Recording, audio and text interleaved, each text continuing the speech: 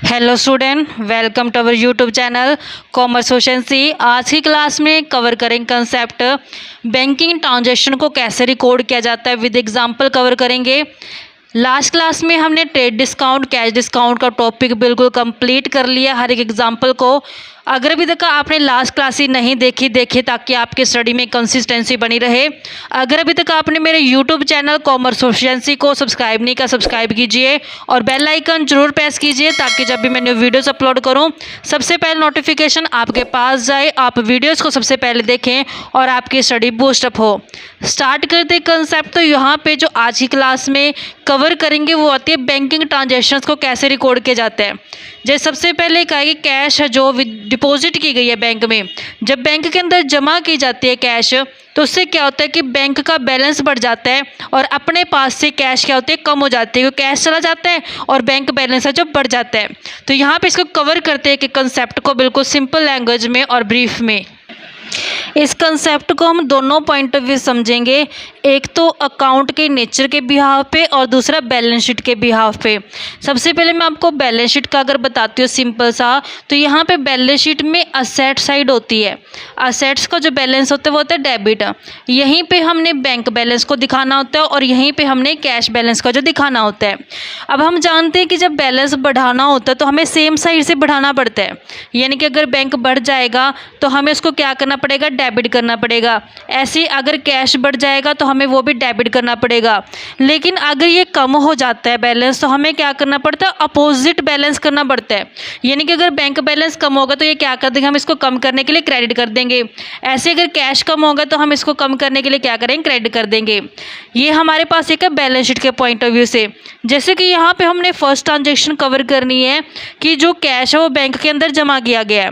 जब बैंक के अंदर कैश जमा किया गया तो उससे बैंक बैलेंस क्या हो गया होगा, बढ़ गया होगा, क्योंकि बैंक के अंदर डिपॉजिट हो चुका है पैसा। तो जब बैंक बैलेंस बढ़ गया होगा तो हमने क्या करना, उसको डेबिट कर देना है। तो यहाँ पे बैंक अकाउंट को क्या कर देंगे, हम डेबिट कर देंगे, बैंक अकाउंट डेबिट हो जाएगा। जब हमने कैश जमा कराई तो हमारे पास से कैश चला गया। कैश चला गया मतलब कैश क्या हो चुका है, कम हो चुका है। जब कैश कम होता है तो हम उसको क्या करते हैं, बैलेंस को अपोजिट कर देते हैं, क्या करेंगे, उसको क्रेडिट कर देंगे। तो टू में क्या किया जाएगा, कैश अकाउंट को दिखाया जाएगा। और दूसरा, अगर हम अकाउंटिंग रूल के हिसाब से समझें, जो बैंक आती है बच्चों, बैंक आती है आर्टिफिशियल पर्सनल अकाउंट के अंदर, और जो कैश आती है ये आती है रियल अकाउंट के अंदर। अब यहाँ पे जो पर्सनल अकाउंट है, पर्सनल अकाउंट का रूल कहते हैं डेबिट द रिसीवर, जो चीज़ रिसीव करते हैं उसको क्या करेंगे, डेबिट करेंगे। तो यहाँ पे बैंक के अंदर पैसा जा रहा है तो ये रिसीव कर रही है, इस कारण से इसको क्या करते हैं, डेबिट कर दिया। रियल अकाउंट के अंदर आते हैं कैश। रियल अकाउंट का रूल कहते हैं क्रेडिट व्हाट गोज आउट, जो चीज़ चली जाती है उसको क्या कर देते हैं, क्रेडिट कर देते हैं। अब हमारे पास से कैश चली गई, इस कारण से हमने कैश को क्या कर देना है, क्रेडिट कर देना है। इस तरीके से हमारे पास ये फर्स्ट ट्रांजेक्शन है। आई होप बच्चों कि आपको दोनों पॉइंट ऑफ व्यू से जो क्लियर होगी। नेक्स्ट पॉइंट कवर करते हैं। जब कैश विदड्रॉ की गई है बैंक से, जब कैश को विदड्रॉ होता है कि पैसा निकलवा लाते हैं हम जब बैंक से, उससे क्या होता है कि कैश हमारे पास आ जाएगा। जब बैंक से हमने पैसा निकलवा लिया तो उससे बैंक बैलेंस क्या हो जाएगा, कम हो जाएगा। तो कैसे रिकॉर्ड करेंगे इसको समझते हैं। जब कैश विदड्रॉ करवा के लेके आएंगे तो कैश है जो हमारे पास आएगा, यानी कि कैश क्या होगा, बैलेंस बढ़ जाएगा। जब कैश आता है तो उसको क्या करते हैं, डेबिट, यानी कि सेम साइड से दिखाते हैं। तो कैश अकाउंट को क्या कर देंगे, डेबिट कर देंगे। जब बैंक से पैसा निकलवा के लेके आएंगे तो उससे बैंक का बैलेंस क्या हो जाएगा, कम हो जाएगा। जब बैंक बैलेंस कम हो जाएगा तो उसको क्या करेंगे, हम क्रेडिट करेंगे। तो टू में क्या दिखा दे जाएगा, बैंक अकाउंट के नाम से एंट्री क्या हो जाएगी, cash account debit to bank account के नाम से।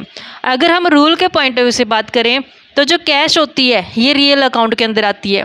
रियल अकाउंट का रूल कहता है डेबिट व्हाट कम्स इन, जो चीज़ आती है उसको क्या करते हैं, डेबिट। कैश आ रही है तो कैश को क्या करते हैं, डेबिट कर दिया। Bank account artificial personal account के अंदर आते हैं। आर्टिफिशियल पर्सनल अकाउंट का रूल कहता है क्रेडिट द गिवर, जो पर्सन देते हैं उसको क्या करते हैं, क्रेडिट करते हैं। इस कारण से बैंक अकाउंट को क्या कर दिया, क्रेडिट कर दिया। नेक्स्ट कवर करते हैं कि जब चेक, ड्राफ्ट और सेक्टर रिसीव हुए थे कस्टमर से और डिपॉजिट कर दिए बैंक में उसी दिन, यानी कि सेम दिन, जैसे ही चेक रिसीव हुआ, ड्राफ्ट रिसीव हुआ, सेम डे बैंक के अंदर जमा करा दिया। जब बैंक के अंदर जमा कराया है उससे बैंक का बैलेंस क्या हो गया होगा, बढ़ गया होगा। जब बैंक बैलेंस बढ़ जाते हैं तो बैंक क्या होती है, असेट्स होती है। असेट्स का बैलेंस होता है डेबिट। तो जब हमें बढ़ाना होता है बैलेंस, सेम साइड से बढ़ाते हैं तो बैंक अकाउंट क्या कर देंगे, डेबिट कर देंगे। अब ये किससे पैसा मिला था, कस्टमर से, तो कस्टमर पर्सनल अकाउंट क्या कर देंगे, क्रेडिट कर देंगे।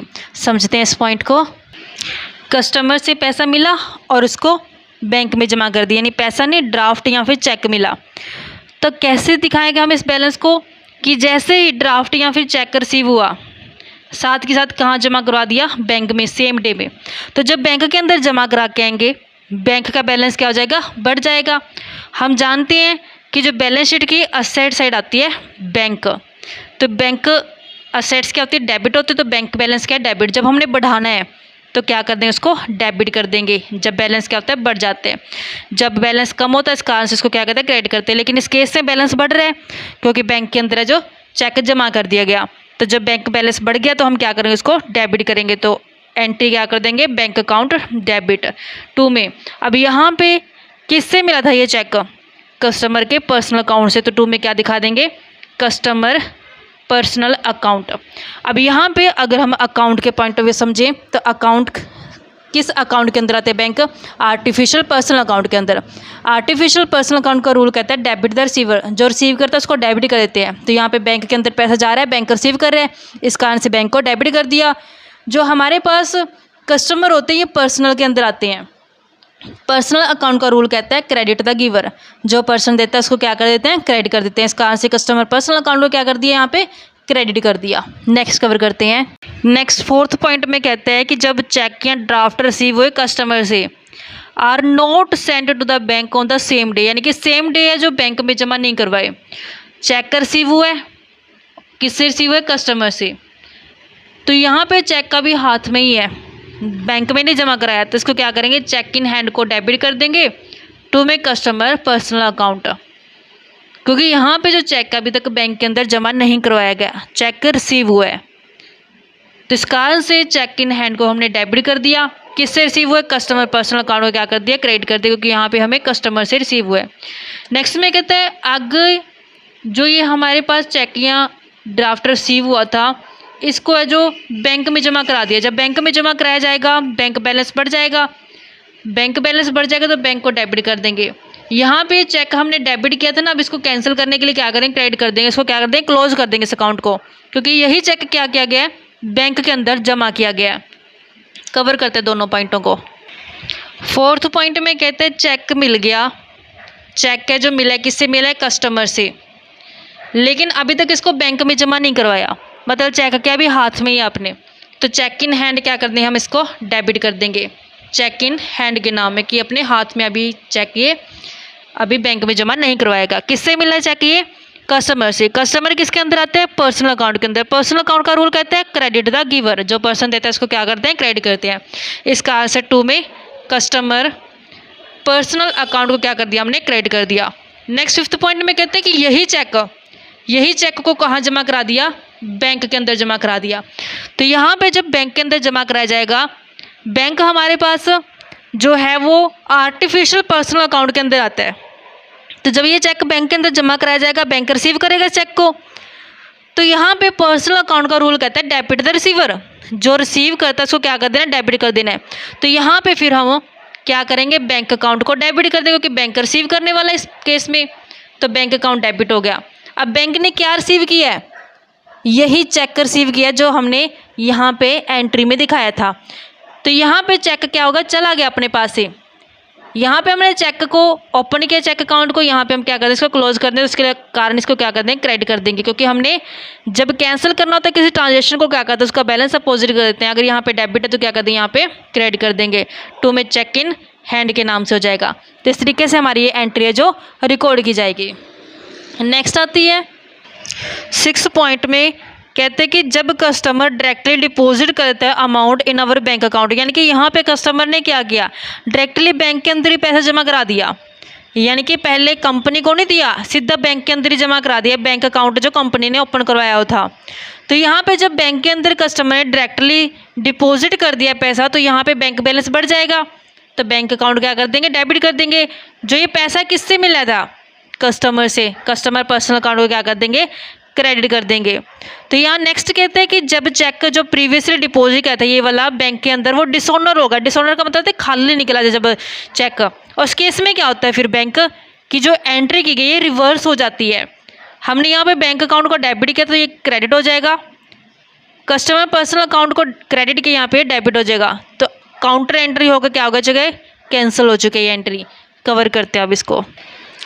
जब कस्टमर ने डायरेक्टली खुद ही क्या किया, बैंक अकाउंट के अंदर पैसा जमा करा दिया। ये बैंक अकाउंट है, ये कंपनी का बैंक अकाउंट है।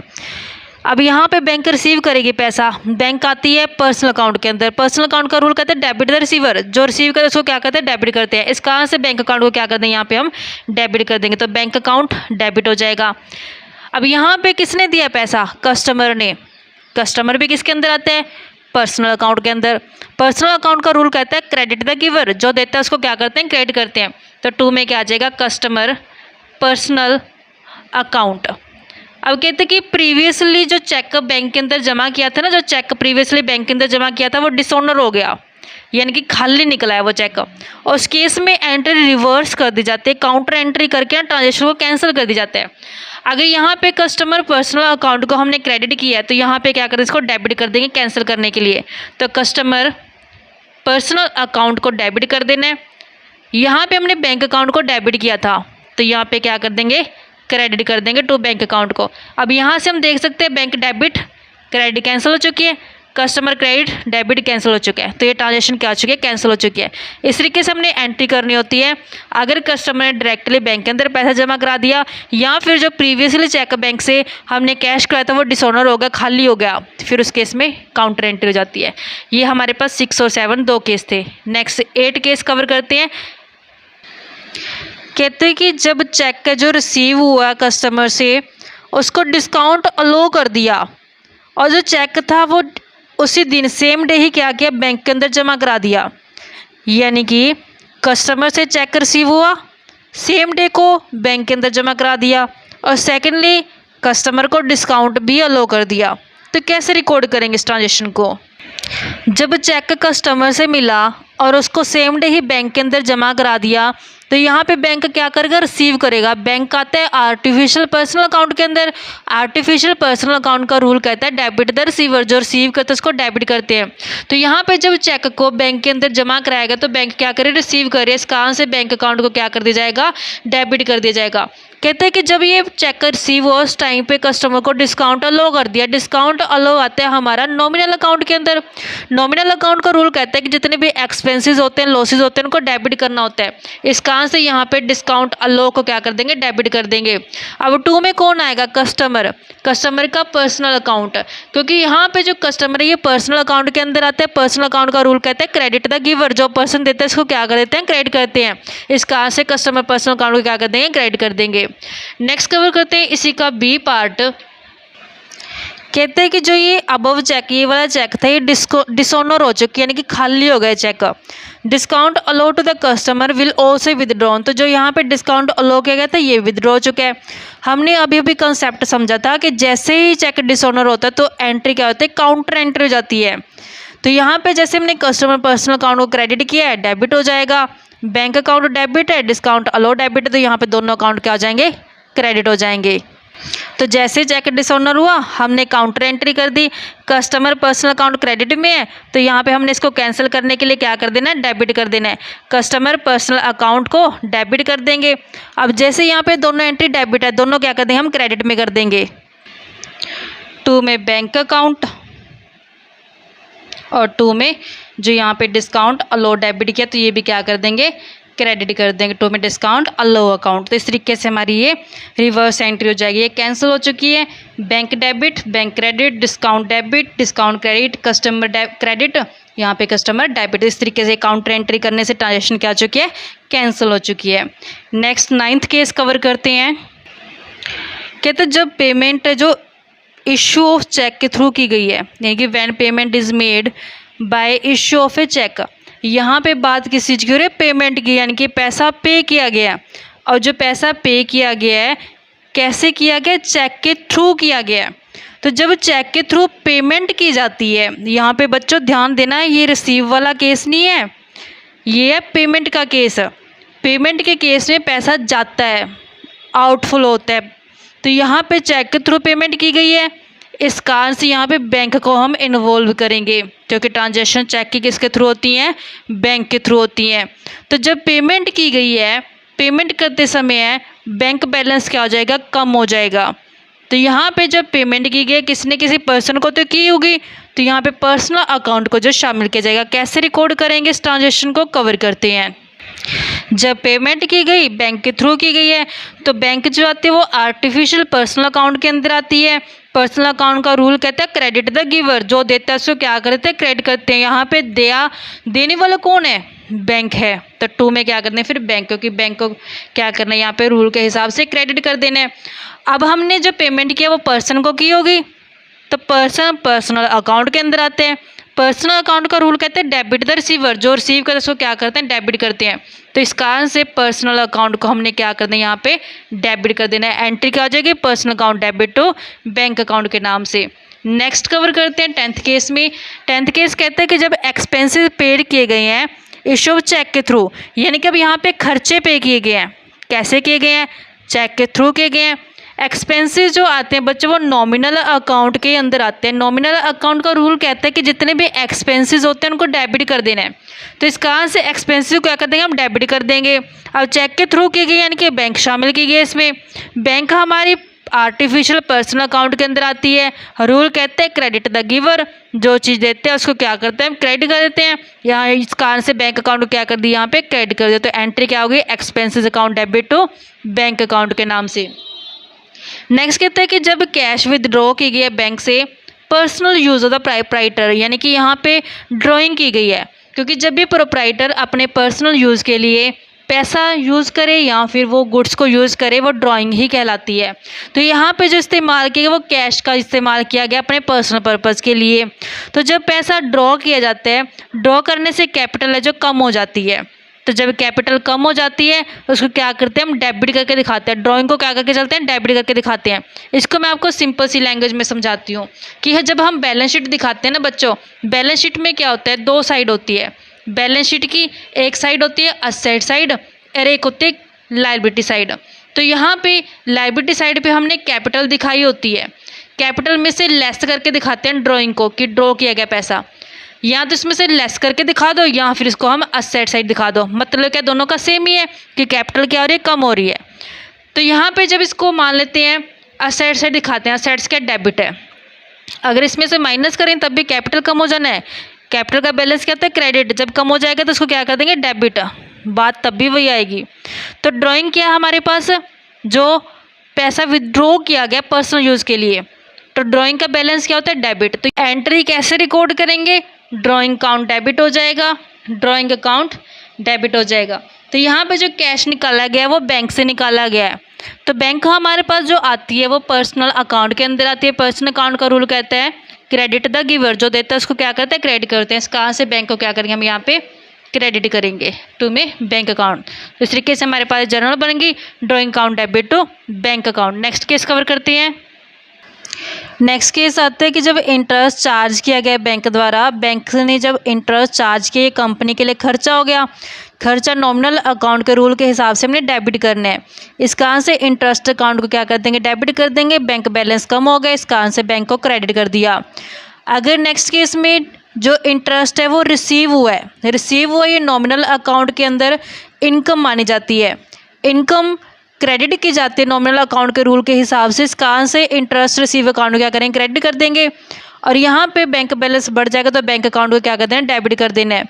नेक्स्ट कहते हैं कि जब बैंक ने ना अपनी सर्विस के बदले कुछ चार्ज किया है, पैसा चार्ज किया गया है, तो यहाँ पे ये खर्चा हो गया, तो इसके कारण इसको क्या करें, नॉमिनल अकाउंट के रूल के हिसाब से डेबिट कर देंगे। बैंक चार्ज अकाउंट डेबिट हो जाएगा और बैंक बैलेंस इससे कम हो जाएगा, इस कारण से बैंक को क्या कर देंगे, क्रेडिट कर देंगे। तो ये हमारे पास बेसिक ट्रांजेक्शन्स थी कि कैसे हमने बैंकिंग से रिलेटेड ट्रांजेक्शन को रिकॉर्ड करना है। आई होप बच्चा आपको क्लियर हो गई होगी। नेक्स्ट क्लास में कवर करेंगे इसके प्रैक्टिकल्स। तो ऐसी रेगुलर क्लासेस के लिए आप मेरे यूट्यूब चैनल कॉमर्स प्रोफिशिएंसी को सब्सक्राइब, लाइक और शेयर करें। बेल आइकन जरूर प्रेस करें ताकि जब भी मैंने वीडियोस अपलोड करूं सबसे पहले नोटिफिकेशन आपके पास जाए, आप वीडियोस को सबसे पहले देखें और आपकी स्टडी बूस्ट अप हो।